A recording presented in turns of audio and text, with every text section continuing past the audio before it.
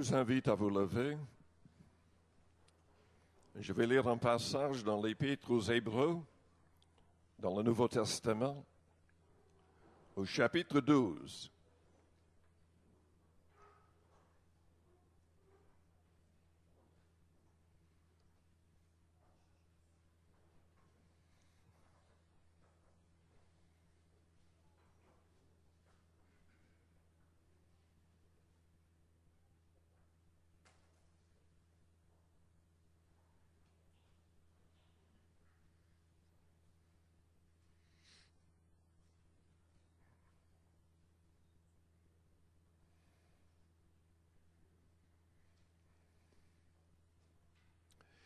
Hébreux 12 au verset 1er.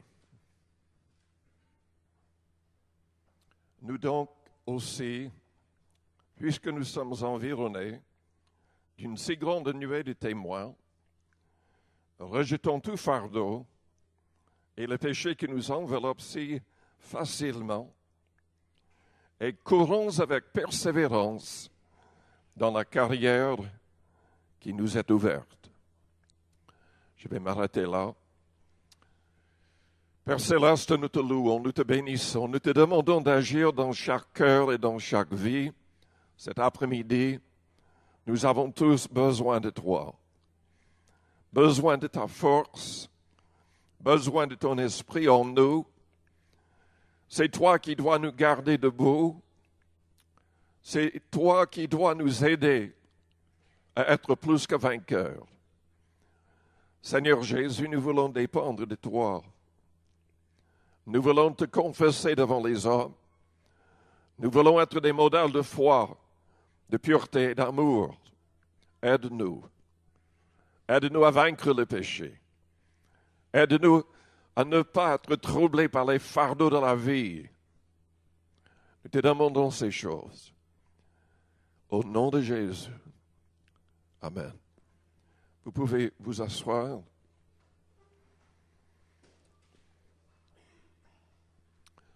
Ce matin, en venant à l'église, il y avait des barrières, des rubans.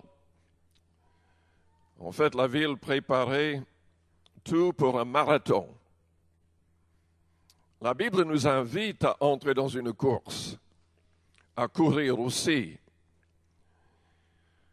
Courons avec persévérance dans la carrière qui nous est ouverte, la Bible dit. Je voudrais donc parler cet après-midi de cette course, de ce marathon spirituel. Dieu désire qu'on court, qu'on soit jeune ou âgé, il désire qu'on court. Et si vous êtes âgé, qu'est-ce que la Bible dit? Il est capable de nous faire rajeunir comme l'aigle. Si nous sommes âgés, si nous passons suffisamment de temps dans sa présence, dans la prière, nous aurons plus de force que les jeunes. C'est ce que la Bible promet dans Ésaïe 40. Ceux qui attendent dans sa présence, renouvellent leur force. Ils montent comme sur les ailes d'aigle. Quand il s'agit d'un marathon, d'une course, il est toujours un commencement. Ça commence de telle manière pour nous spirituellement, notre course spirituelle. Jésus-Christ a dit dans Jean 3, au verset 3, que l'homme doit naître de nouveau pour voir le royaume de Dieu. Pour être sauvés, nous devons être nés de nouveau. De l'eau et de l'esprit, il a dit. Tout doit changer. Notre manière de penser, de parler, d'agir et de réagir, notre manière de nous habiller doit changer. Tout doit changer. Nous devons apprendre ce qui plaît à Dieu. Cette nouvelle naissance dépend de l'eau de la parole. L'eau est symbolique dans la Bible de la parole qui nous lave, de toute iniquité, qui nous libère. Dans Jean chapitre 8 au verset 30, Jésus a dit, « Si vous demeurez dans ma parole, vous êtes vraiment mes disciples. Vous connaîtrez la vérité, et la vérité vous affranchira. » La Bible, à force de la lire, a le pouvoir de nous changer, de nous transformer. Jésus a dit aussi dans le même chapitre, « Quiconque se livre au péché devient esclave du péché. Mais si donc le Fils vous affranchit, vous serez réellement libre. » Dans le psaume 119, la parole dit au verset 9, « Comment le jeune homme rendra-t-il pur son sentier ?» La réponse est donnée en se dirigeant d'après ta parole. Je te cherche de tout mon cœur. Ne me laisse pas m'égarer, ne me laisse pas égarer loin de tes commandements. Je serre ta parole dans mon cœur afin de ne pas pécher contre toi. En d'autres termes, nous devons aimer la parole de Dieu, la parole du Christ. Ce n'est pas assez de devenir un étudiant de la Bible. Nous devons croire dans ce livre. Nous devons aimer la parole de Dieu avec notre cœur, le siège de nos émotions. Est-ce que vous êtes né de nouveau, né d'eau et de l'esprit?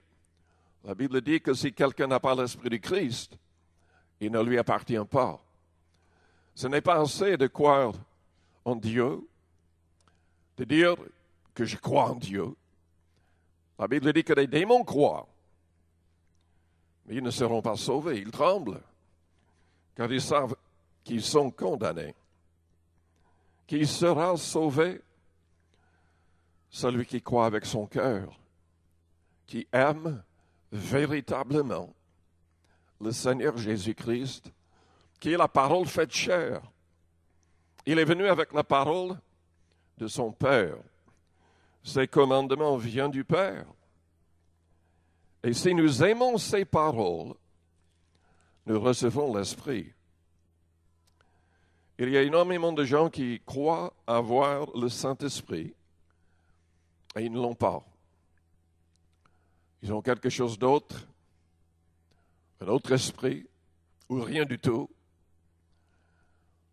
Mais ce n'est pas possible de recevoir l'Esprit du Christ à moins d'aimer la parole du Seigneur. Ce n'est pas possible de recevoir son Esprit à moins d'aimer véritablement Jésus-Christ. Il a dit dans Jean 14, verset 15, « Si vous m'aimez, gardez mes commandements. Et moi, je prierai le Père, et il vous donnera un autre consolateur, afin qu'il demeure éternellement avec vous, l'Esprit de vérité, que le monde ne peut recevoir parce qu'il ne le voit point et ne le connaît point. Mais vous, vous le connaissez, car il demeure avec vous et il sera en vous. » Il a dit aussi, « Celui qui a mes commandements et qui les garde, c'est celui qui m'aime. Et celui qui m'aime sera aimé de mon Père. Je l'aimerai et je me ferai connaître à lui. » Vous voulez connaître Jésus-Christ? Étudiez, aimez sa parole, faites tout pour le mettre en pratique dans les moindres détails, et vous serez visités par le Père et le Fils, grâce à l'action du Saint-Esprit. Si quelqu'un m'aime, il gardera ma parole et mon Père l'aimera. Nous viendrons à lui, il a dit au verset 23, et nous ferons notre demeure chez lui. La nouvelle naissance, c'est ça. Transformé par la parole et par son esprit.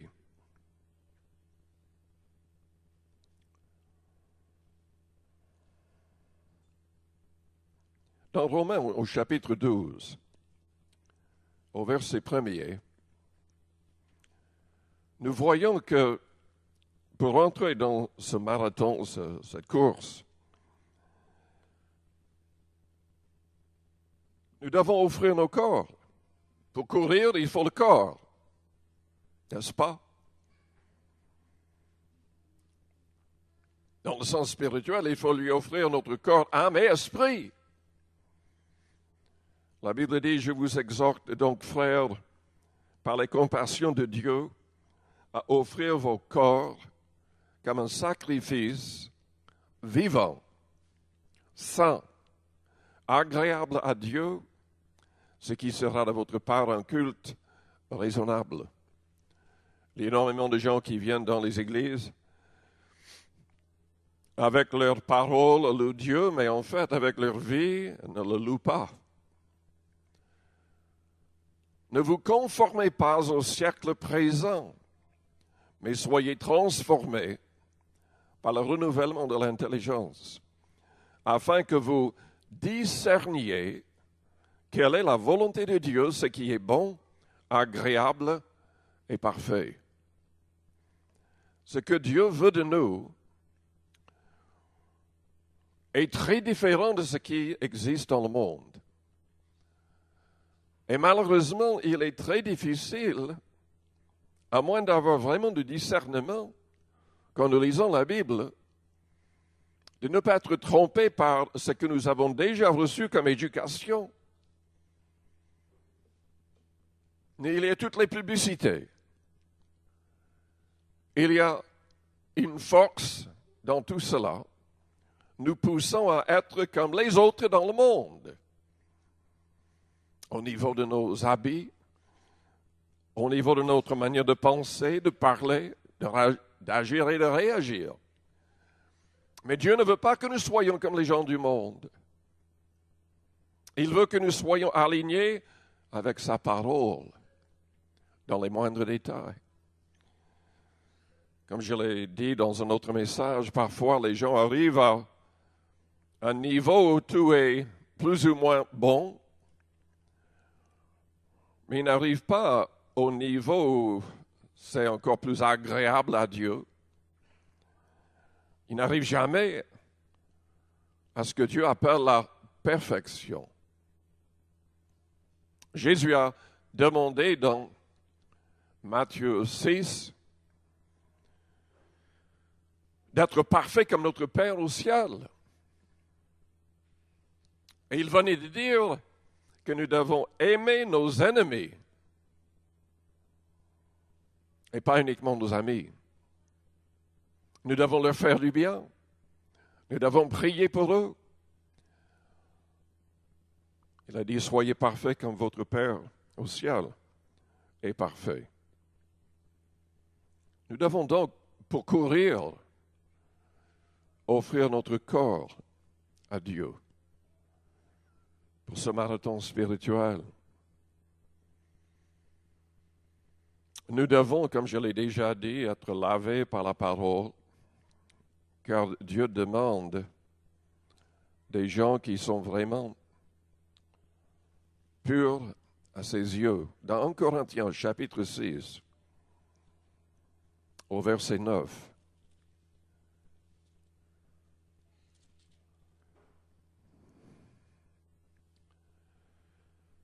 ne savez-vous pas que les injustes n'hériteront point le royaume de Dieu? Ne vous y trompez pas, ni les impudiques, ceux qui se livrent à l'immoralité sexuelle, ni les idolâtres, ni les adultères, ni les efféminés, ni les infâmes, ni les voleurs, ni les cupides, ni les ivrognes, ni les outrageux, ni les ravisseurs, n'hériteront du royaume de Dieu. Ce mot infâme est traduit par homosexuel dans d'autres traductions. C'est là ce que vous étiez, quelques-uns de vous. Mais vous avez été lavés, mais vous avez été sanctifiés, mais vous avez été justifiés au nom du Seigneur Jésus-Christ et par l'Esprit de notre Dieu. tous ces passages se réfèrent à la nouvelle naissance. Mais allons plus loin. Quelles sont les règles quand il s'agit de ce marathon? Selon Hébreux chapitre 12, nous devons fixer nos yeux sur le Seigneur Jésus-Christ. Nous ne pouvons pas courir à droite ou à gauche. Nous devons suivre le Seigneur. Qui sont les véritables enfants de Dieu selon la parole? Romains chapitre 8 au verset 14 nous dit que ce sont ceux qui sont conduits par l'Esprit de Dieu. Il y a des gens qui veulent être conduits par un prophète, par un homme. Il y a de véritables personnes qui peuvent prophétiser, mais ce n'est qu'un guide temporaire. Jésus veut nous guider en tout temps. Et toute prophétie doit être confirmée par le Seigneur lui-même dans notre esprit. Car il y a beaucoup, malheureusement, de faux prophètes et de fausses prophéties. Nous devons examiner tout à la lumière de la parole. Nos yeux doivent être fixés sur Jésus-Christ. Notre cœur doit être centré sur des choses célestes. Quelle est la motivation de votre vie? Vous vivez pour faire quoi? Pour arriver à quoi? Qu'est-ce que vous voulez laisser comme témoignage? Nous allons tous mourir. Qu'est-ce que nous allons laisser comme témoignage? Dans Colossiens chapitre 3, la Bible dit, si donc vous êtes ressuscités avec Christ, cherchez les choses d'en haut, où Christ est assis à la droite de Dieu. Affectionnez-vous aux choses d'en haut, et non à celles qui sont sur la terre, car vous êtes morts, et votre vie est cachée avec Christ en Dieu. Quand Christ, votre vie, paraîtra, alors vous paraîtrez aussi avec lui dans la gloire. Faites donc mourir les membres qui sont sur la terre, l'impudicité, l'impureté, les passions, les mauvais désirs et la cupidité, qui est une idolâtrie. C'est à cause de ces choses que la colère de Dieu vient sur les fils de la rébellion, parmi lesquels vous marchiez autrefois lorsque vous viviez dans ces péchés. Mais maintenant, renoncez à toutes ces choses, à la colère, à l'animosité, à la méchanceté, à la calomnie, aux paroles déshonnêtes qui pourraient sortir de votre bouche. Ne mentez pas les uns aux autres, vous étant dépouillés du vieil homme et de ses œuvres, et ayant revêtu l'homme nouveau qui se renouvelle dans la connaissance selon l'image de celui qui l'a créé. Nos pieds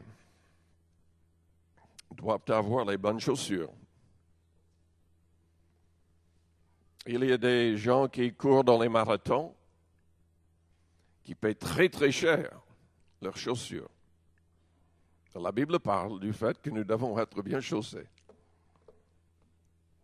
avec le zèle que donne l'évangile de paix.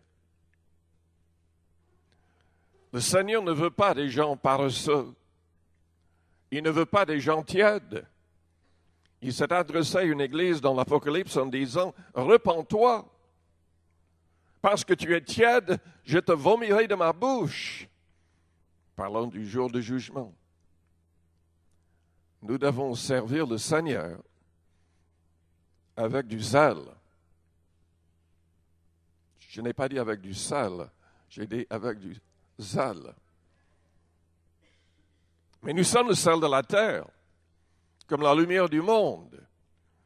Et le Seigneur nous demande d'être zélés. Il nous demande d'être constante dans notre marche avec lui, dans notre course avec lui. Persévérant. Ce n'est pas toujours facile de servir le Seigneur.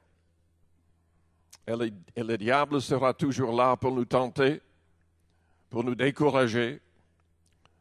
Et il a la capacité de manipuler les gens inconvertis autour de nous, dans la famille, au travail, partout. Nous devons garder nos yeux sur le Seigneur. Peut-être que nous devrions lire le passage. Je ne l'ai pas lu tout à l'heure. Revenons à Hébreux chapitre 12. Courons avec persévérance dans la carrière qui nous est ouverte, ayant les regards sur Jésus, le chef et le consommateur de la foi, qui, en vue de la joie qui lui était réservée, a souffert la croix, méprisé l'ignominie, et s'est assis à la droite du trône de Dieu. Considérez en effet celui qui a supporté contre sa personne une telle opposition de la part des pécheurs, afin que vous ne vous lassiez point, l'âme découragée. Vous n'avez pas encore résisté jusqu'au sang en luttant contre le péché. Jésus-Christ n'a pas accepté de mourir simplement pour nous sauver de l'enfer. Le but était de nous motiver à abandonner tout péché. Il est venu pour anéantir le péché. Déjà, il a accepté de devenir péché pour nous. Nos fautes, nos iniquités, nos péchés ont été placés sur ses épaules quand il est mort sur la croix du Calvaire. Il a pris votre place. Il a pris ma place par amour, par obéissance à son Père. Mes amis, il est le seul sauveur du monde. Il y a plus de 3000 fausses religions dans le monde. Toutes ces religions sont basées sur les œuvres des hommes. Si on accomplit assez de bonnes œuvres, on ira au ciel. La Bible dit que non. La Bible dit que tous les hommes seront condamnés, damnés. Parce que toute notre justice est comme un vêtement souillé. Il faut que nous acceptions la justice de Jésus-Christ. Par la foi. Par la foi.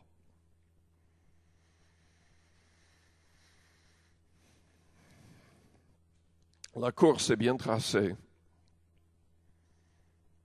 Il y a un chemin bien tracé où nous devons courir. Comme je l'ai déjà dit, nos yeux sont fixés sur le Seigneur.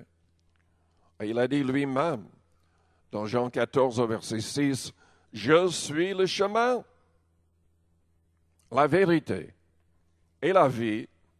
Nul ne vient au Père que par moi. » Le problème, c'est que ce n'est pas simplement une course comme un marathon ici-bas. Il y aura des ennemis tout au long. Et nous sommes invités à combattre,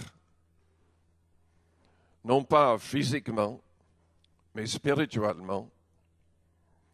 Nous devons combattre contre les fausses doctrines,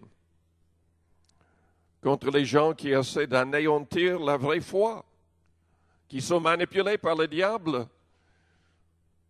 pour que les autres ne comprennent pas, pour qu'ils ne voient pas la lumière, la vraie lumière, la vérité de Jésus-Christ. Jude a écrit au verset 3, « Bien-aimés, comme je désirais vivement vous écrire au sujet de notre salut commun, je me suis senti obligé de le faire afin de vous exhorter à combattre pour la foi qui a été transmise aux saints une fois pour toutes. Car il s'est glissé parmi vous certains hommes dont la condamnation est écrite depuis longtemps, des impies, qui change la grâce de notre Dieu en dissolution et qui renie notre seul Maître et Seigneur, Jésus-Christ. Nous devons combattre. Nous devons travailler. Dans Corinthiens 15, à la fin du chapitre, nous sommes invités à travailler de mieux en mieux à l'œuvre du Seigneur. Paul souligne la réalité que notre vie est courte et que nous devrions racheter le temps. Jésus avait dit, la moisson est grande. Il y a des gens qui cherchent la vérité, mais il y a peu d'ouvriers. Il nous demande de prier pour que Dieu suscite des ouvriers. Et évidemment, nous devrions demander qu'il fasse de nous de vrais ouvriers. Est-ce que vous travaillez véritablement pour le Seigneur? Est-ce que vous avez jamais gagné une seule personne pour le Seigneur? Dieu désire qu'on soit des gagnants d'âme. Il nous demande d'être persévérants jusqu'au bout. Vous vous souvenez de l'histoire des talents? 3 hommes qui reçoivent de l'argent, des talents du maître. Ils doivent faire valoir cet argent. 2 sont persévérants. Ils font valoir ce que le maître leur donne. Le 3e homme, il ne fait rien. Il n'a même pas le bon sens de mettre l'argent à la banque pour qu'il y ait des intérêts. Il enterre. Et quand le maître revient, ce 3e homme est envoyé dans les ténèbres du dehors, en enfer. Et le maître l'appelle un ouvrier paresseux, inutile. Nous devons être des ouvriers utiles. Est-ce que vous êtes utiles au royaume de Dieu? Est-ce que vous êtes à la place où le Seigneur désire que vous soyez, en train de faire toute sa volonté? Est-ce que vous êtes vraiment en train de courir selon les règles, selon le chemin qui est tracé?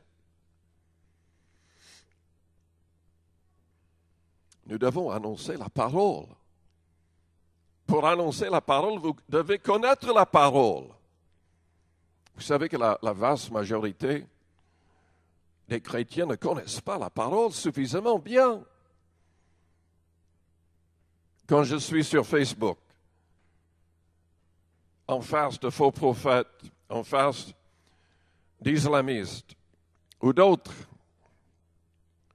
il faut savoir répondre. En fait, il y a très très peu de chrétiens qui m'aident. Certains, ils essaient de dire des choses, mais en fait, ils disent plus de bêtises que d'autres choses, qui ne correspondent même pas avec ce que la Bible enseigne en réalité. Nous devons connaître la parole. Je vous ai parlé de mon frère qui s'est converti à l'âge de 12 ans, baptisé du Saint-Esprit avec le signe de parler en d'autres langues miraculeusement, tout de suite. Il a lu la Bible 4 fois, depuis la Genèse jusqu'à l'Apocalypse, en un an. En un an. Il y a énormément de chrétiens qui n'ont jamais lu la Bible, une seule fois. Ils sont chrétiens depuis des années, ils n'ont jamais lu la Bible, même une seule fois. Il faut connaître la parole à fond. C'est cette parole qui peut changer les vies. Cette parole est esprit et vie, Jésus-Christ a dit. Et nous devons serrer cette parole dans nos cœurs, afin de ne pas pécher nous-mêmes, mais aussi pour arracher les autres qui sont captifs, liés par le diable, pour qu'ils soient libérés. C'est cette parole qui libère. C'est cette parole qui chasse les démons. C'est cette parole qui guérit les malades, qui suscite la foi, pour que les gens saisissent la victoire. Quel est le but de cette course? Nous devrions courir, écoutez bien, pour gagner. Non pas pour nous amuser, non pas de manière médiocre.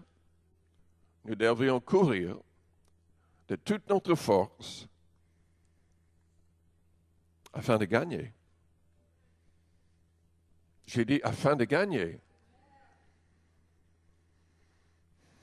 Paul a dit dans Corinthiens chapitre 9 au verset 27, « Je traite mon corps durement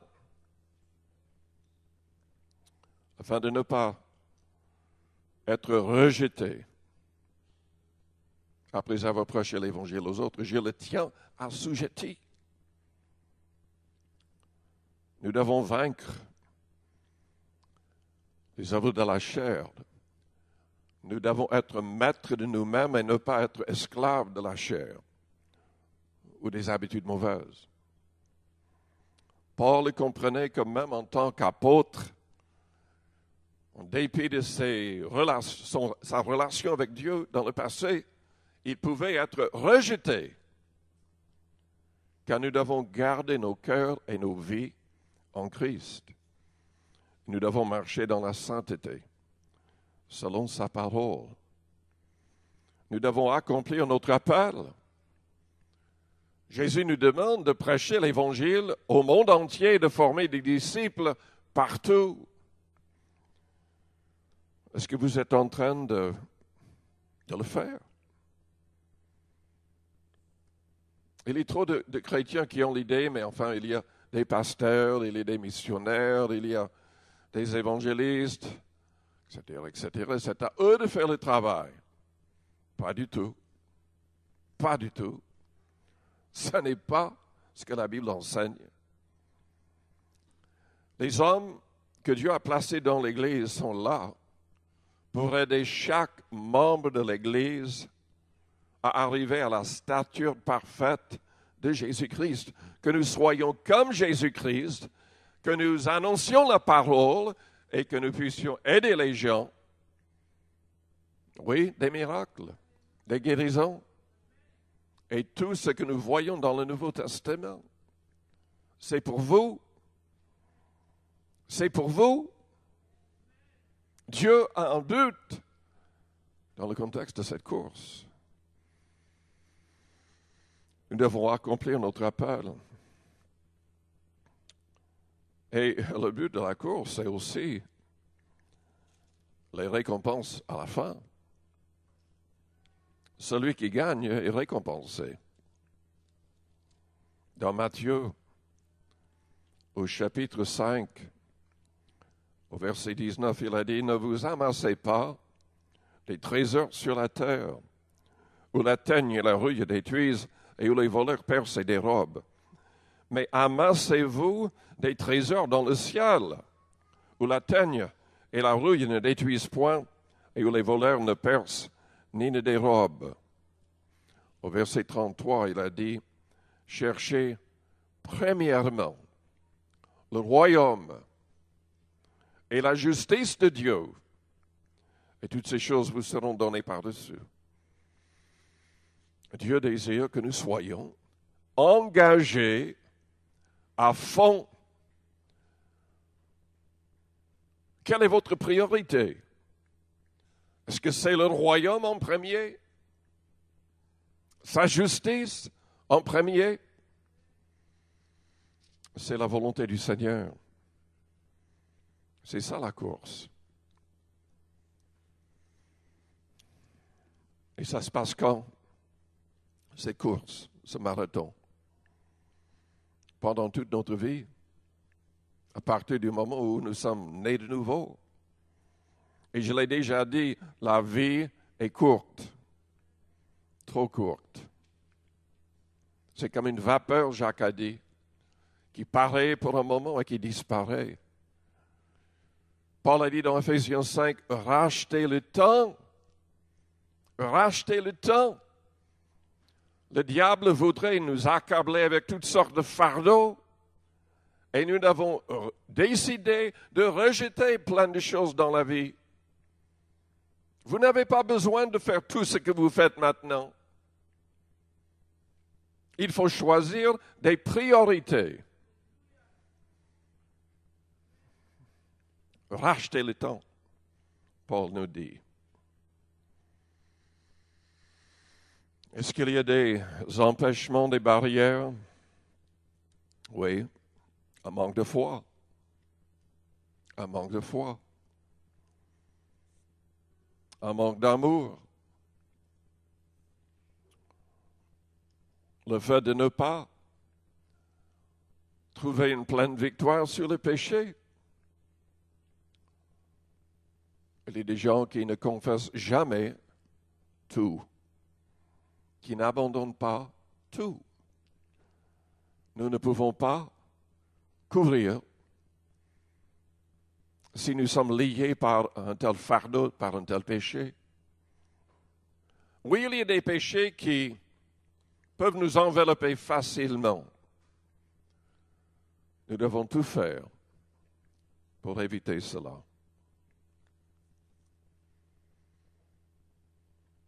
Jésus nous promet des couronnes pour ceux et celles qui vont gagner. Une couronne incorruptible est mentionnée. Une couronne de vie. Une couronne de gloire pour les gens qui ont agi comme des bergers, qui veillent sur les autres, qui les aident à réussir, qui les visitent quand ils ne sont pas à l'église, qui prient pour eux, qui combattent dans la prière pour qu'ils réussissent. C'est ça la course. Et je vous demande, est-ce que vous êtes dans la course? Est-ce que vous êtes en train de suivre le Seigneur avec vos yeux fixés sur lui? Je vous invite à fermer vos yeux, à courber votre front, avec les yeux fermés, les fronts courbés. Je vous demande d'être honnête avec vous-même. Est-ce que votre vie est en règle?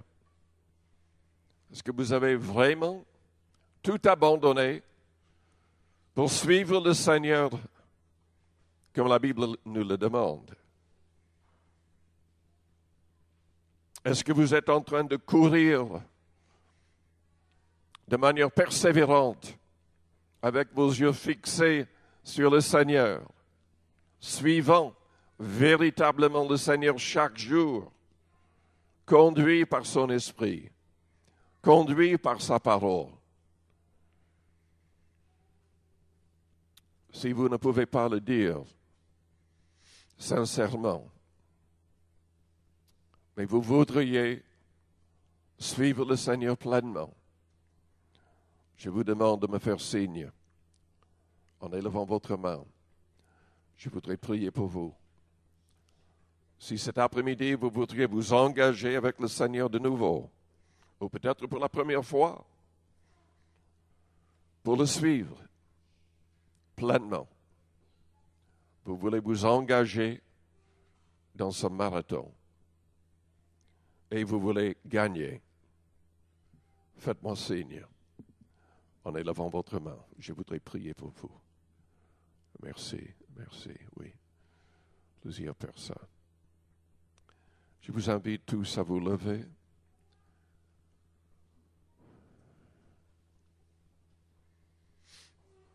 Je vous demande de venir vers le devant pour la prière. Si vous voulez aller plus loin donc avec le Seigneur.